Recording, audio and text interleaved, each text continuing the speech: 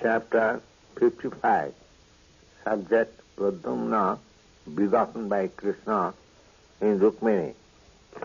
It is said that the Cupid, who is directly part and parcel of Lord Vasudeva, and who was formerly burnt into ashes by the anger of Lord Shiva, to work in the womb of Rukmini, begotten by Krishna. This Kamadeva is the demigod of the heavenly planet, especially meant for enthusing lusty desire. Supreme Personality of Godhead Krishna has many grace of parts and parcels, but the quadruple expansion of Krishna, Vasudeva, Sankarshan, Pradyumna, Aniruddha, they are directly on the Vishnu category. Therefore, Kama, or the Cupid demigod, although he was later on, after taking his birth in the womb of Rukmini, was named as Pradyumna, he cannot be the Pradyumna of Vishnu category. He belongs to the category of Jiva Tattva, but for special power in the category of demigods, he was a part and parcel of the suprapress of Pradyumna. That is the bhatit of the Goswamis.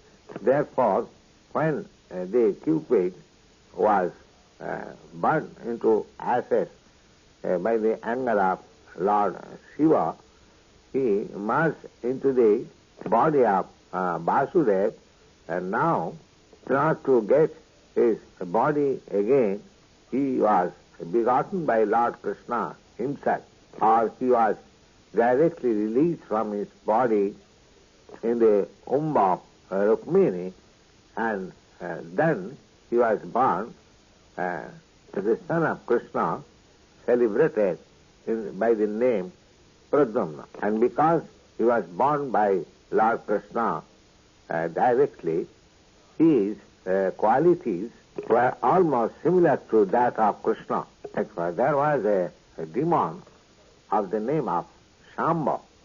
He was destined to be killed by this Pradyumna, and he knew it. Therefore, this Shamba demon, as soon as he understood that Pradyumna is born, he took the shape of an woman, and from the maternity home, before the expiry of 10 days of Pradyumna's birth, he took him away and threw him directly in the sea. But as it is said, one who is protected by Krishna, nobody can kill him, and one who is destined to be killed by Krishna, nobody can protect him.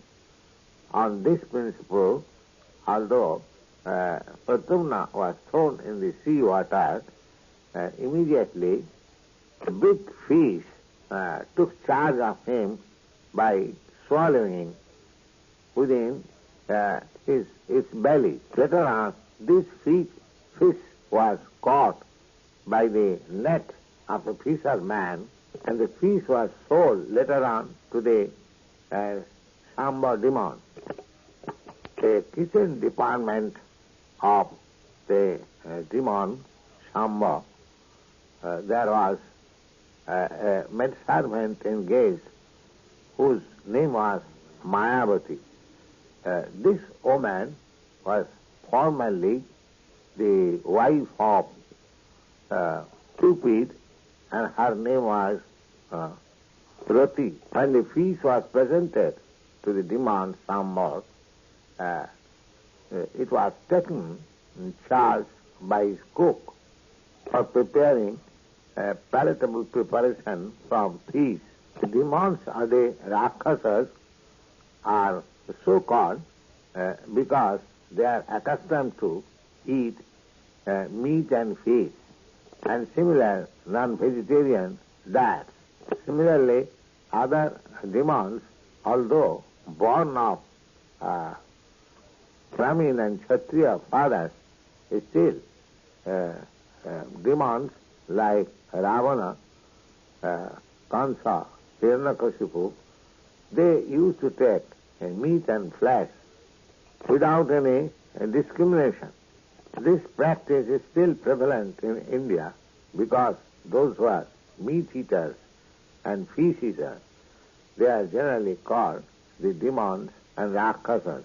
So the cook in the kitchen, when he was cutting the fish, he found out the nice baby within the belly of the fish, and he immediately presented the baby in charge of Mayavati, who was engaged in the assistance of the kitchen affairs. This woman was surprised to see how such a nice baby could remain within the womb of a fish, and when she was perplexed with the idea, the great sage Narada explained to her about the birth of Pradyumna and the baby being taken away by Shamba, later on thrown into the sea water, etc. In this way, the whole story was disclosed to Mayavati, who was formerly Rati, the wife of Cupid. Mayavati knew herself what she was previously, the wife of Cupid, and after her husband being brought into ashes by the wrath of Lord Shiva, she was always expecting of his coming back again in material form. This woman, although was engaged in the kitchen for cooking rice and dal, when she got this nice baby and understood that he is Cupid, her husband, naturally she took charge of the baby and with great affection began to raise him. Miraculously, the baby very swiftly grew up, and within a very short period became a beautiful young man, and any woman who happened to see him became captivated by his bodily beauty. His eyes were just like the petals of lotus flower. His arms were very long, up to the knees, and when Mayavati could understand that her former husband, Cupid, born as Pradyumna, has grown so nice young man, naturally she also gradually became captivated and lusty. She was smiling before him with effeminate attractiveness, expressing herself in various ways as if she was desiring sex unity with Pradyumna. She therefore inquired from the woman how it was possible that, first of all, you were affectionate like a mother. Now you are expressing various symptoms like a lusty woman. What is the reason for such change of your habits? On hearing this statement from Pradyumna, the woman, Rati, replied, "My dear sir, you are the son of Lord Krishna. Just after your birth, before expiry of 10 days, you were stolen by the Shambal demon, later on thrown into the water and swallowed up by a fish. In this way, you have come under my care. But actually, I am your wife in your former life as Cupid.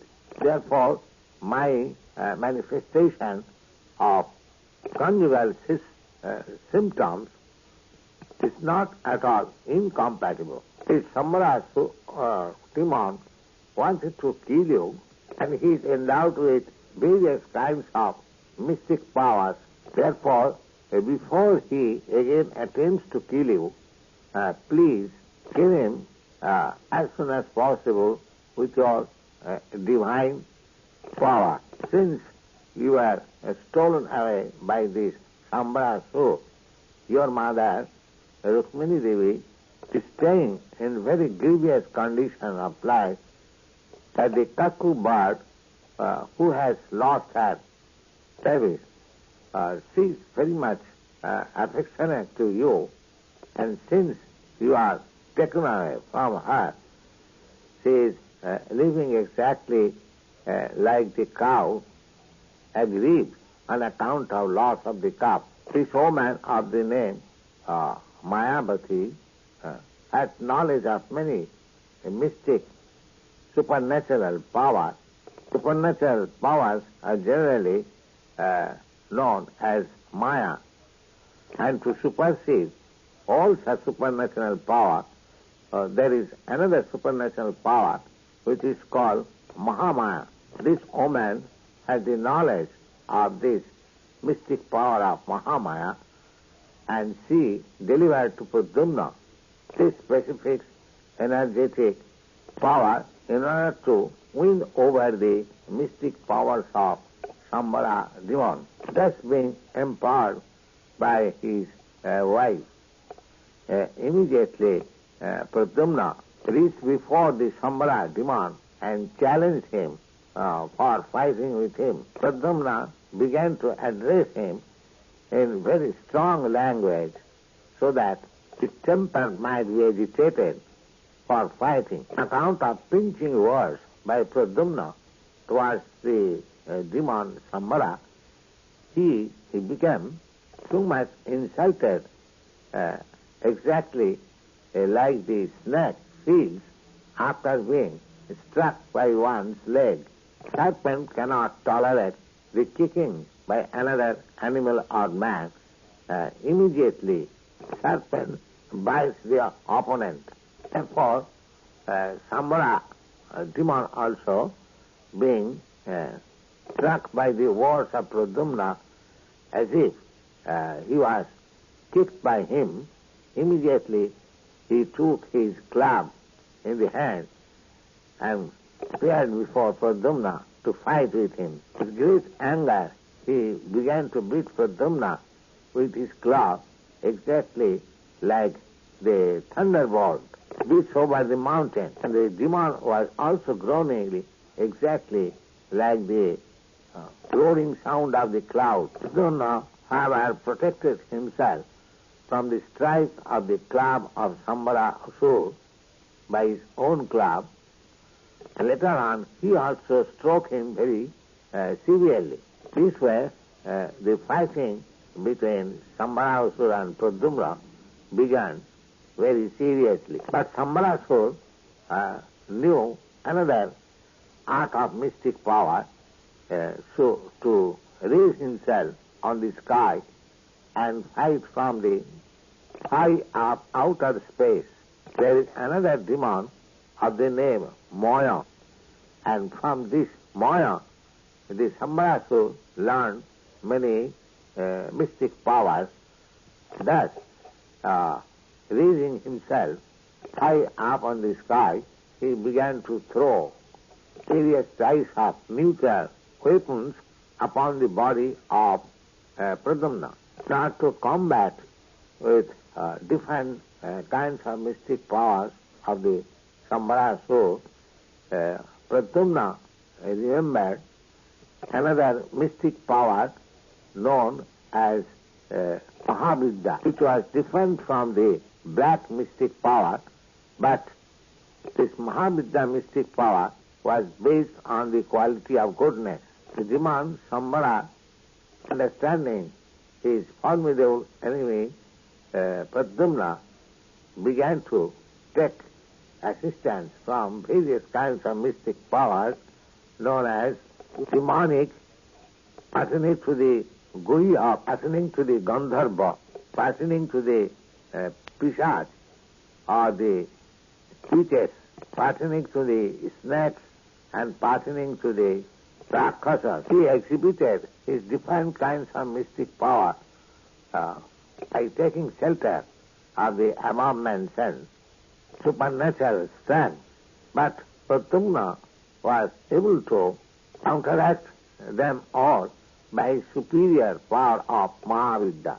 When the Sambarasur was defeated in every respect, then at the end Pradyumna took his sharpened sword up to the body of the demon Sambara and he immediately cut off his head, separated from the trunk, although the head was decorated with helmet, with valuable jewels. This way, the Sambara demon that's been killed by Pradyumna, all the demigods in the higher planetary system began to shower flowers on him because his wife, within bracket Pradyumna, Mayavati, could travel in the outer space. Pradyumna directly reached his father's capital, Dwarka, by the airways,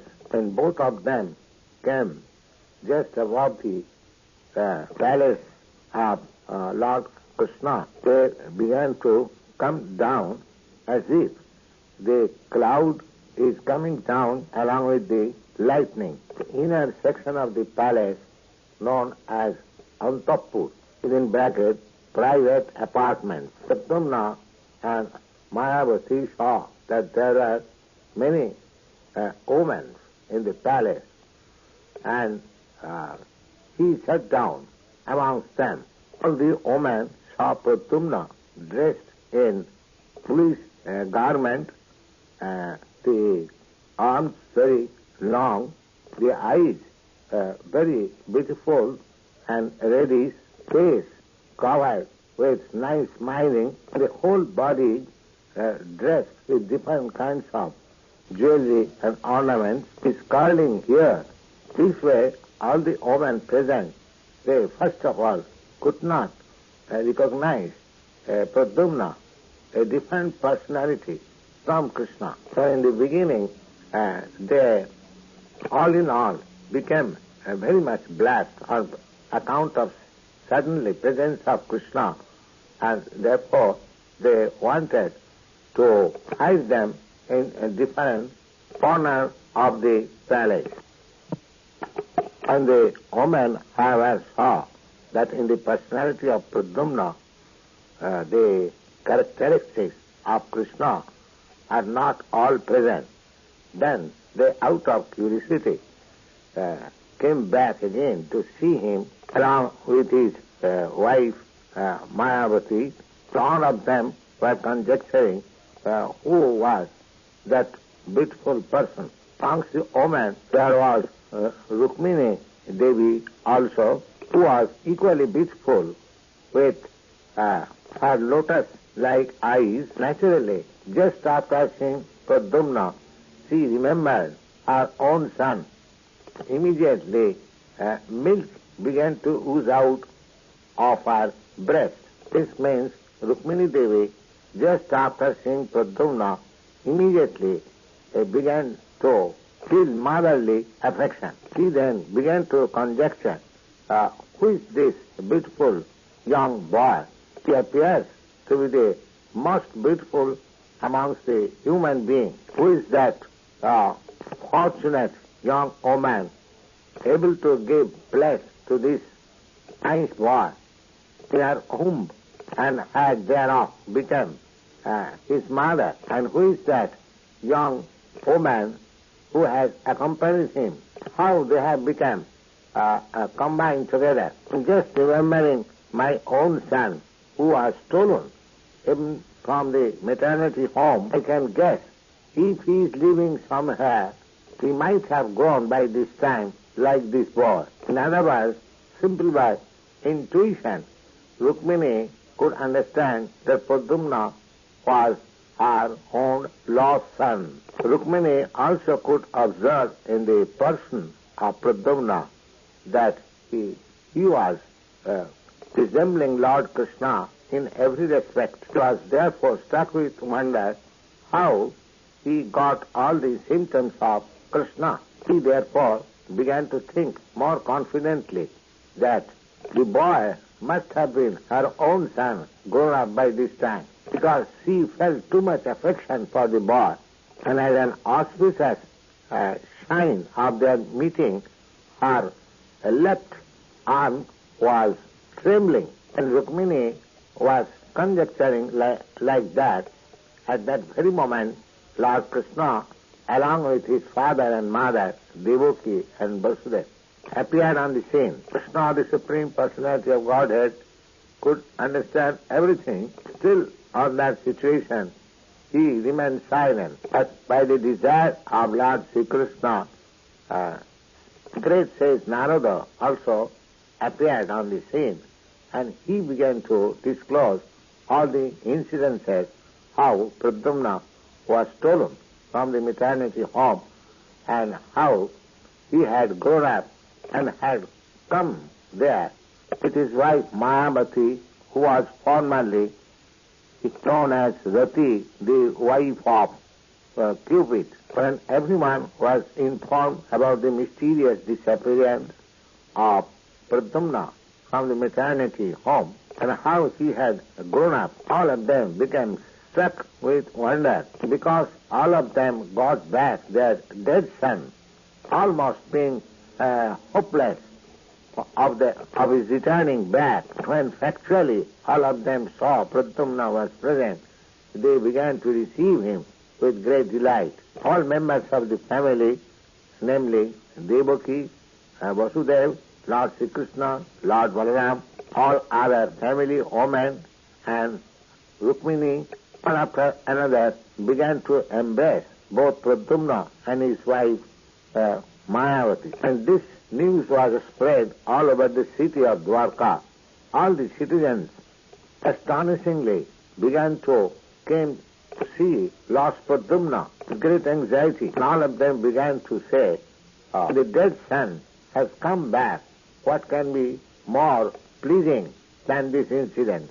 Srila Sukadeva Goswami has given explanation how, in the beginning, all the inmates of the palace were all mothers and stepmothers of Pradyumna, took him as Krishna, and they were all blissful, infected by a desire of conjugal love. The explanation is that Pradyumna personally represented exactly like Krishna, and he was actually the Cupid himself. There was no cause of astonishment, therefore. When the mothers of Pradyumna mistook like that for other women, there was no astonishment at all. It is clear from this statement that Pradyumna's bodily characteristics was so similar to Krishna that he was mistaken even by his mothers, etc. Thus ends the 55 chapter Krishna in the matter